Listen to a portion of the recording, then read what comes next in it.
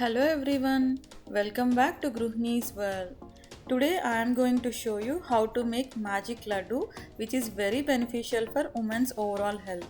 Just one laddu a day provides ample amount of nutrition. So let's get started.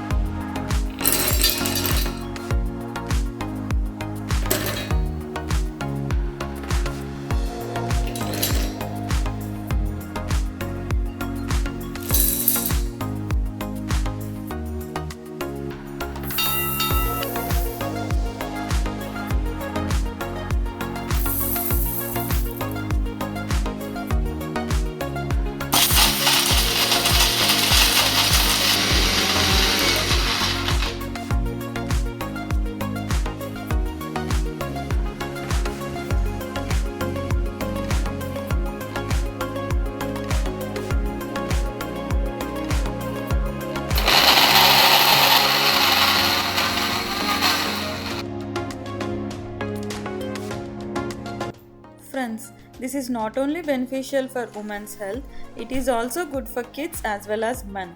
All ingredients are not mandatory. We can make laddus with few available dry fruits, but dates are must for binding into laddus. So do try this recipe and don't forget to like and share it with your family and friends. Thank you.